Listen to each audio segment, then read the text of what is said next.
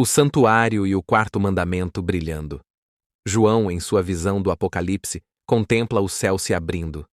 No capítulo 11, ele vê o santuário celestial e, dentro dele, a Arca da Aliança.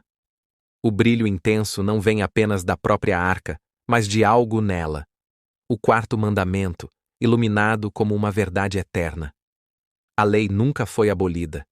Está ali, no coração do santuário, como um testemunho imutável do caráter de Deus.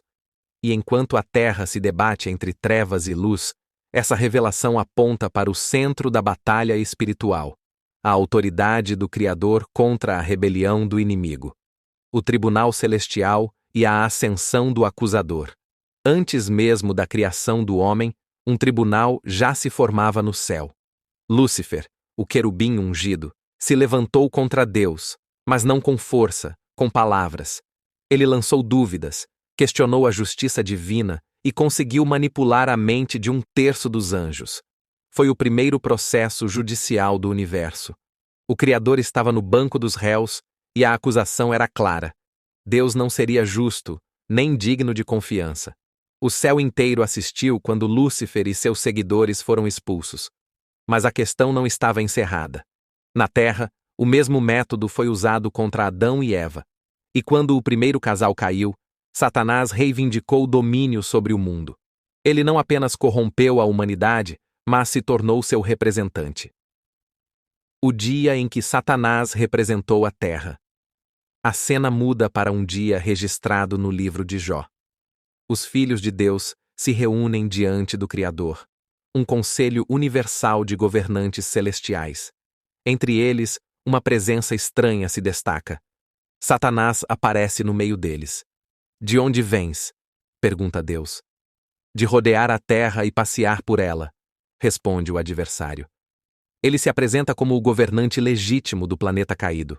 Ali, na presença dos príncipes de outros mundos, ele continua seu papel de acusador. Mas dessa vez, seu alvo não é apenas Deus, é um servo dele. Jó, um homem íntegro, torna-se o centro da discussão.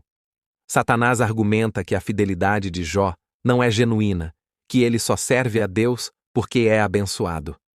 Assim, ele desafia o Criador mais uma vez, insinuando que o amor e a justiça divina não são reais. Aquela reunião não era apenas sobre Jó. Era mais uma audiência do grande julgamento em andamento. Mas esse tribunal ainda teria outros desdobramentos. Jesus, o juiz e o advogado. O tempo avança e o tribunal celeste continua sua sessão. O mundo pode não perceber, mas os livros estão sendo abertos. Diante do universo, Satanás segue como acusador. Ele aponta para os pecados da humanidade, exigindo condenação. Mas há um detalhe que ele ignora. Do outro lado da corte, o juiz e o advogado são a mesma pessoa. Jesus, o próprio Filho de Deus, não apenas julga com justiça, mas também intercede por aqueles que aceitam seu sacrifício.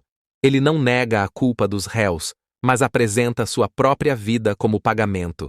Satanás, que se colocou como acusador, se vê desarmado.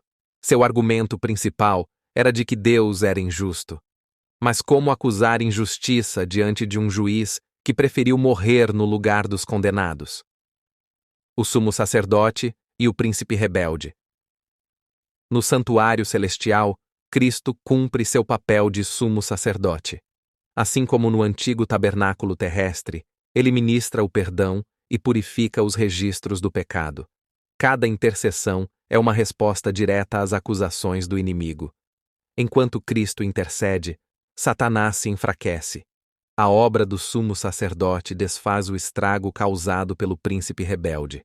Se Lúcifer trabalhou para afastar os anjos e os homens de Deus, Cristo trabalha para restaurá-los. E quando esse processo terminar, a sentença virá. O destino do originador do pecado. Não haverá mais argumentos.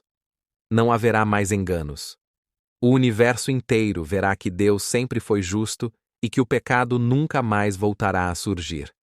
Satanás, o grande acusador, receberá sua própria sentença. Ele e seus anjos não terão mais espaço na criação restaurada. O fim da rebelião não será imposto pela força, mas pela verdade. O tribunal encerrará seu julgamento. O mal terá seu destino selado. E então a eternidade começará de novo, sem lágrimas, sem dor, sem escuridão. Apenas a luz do Criador brilhando para sempre sobre aqueles que escolheram confiar nele.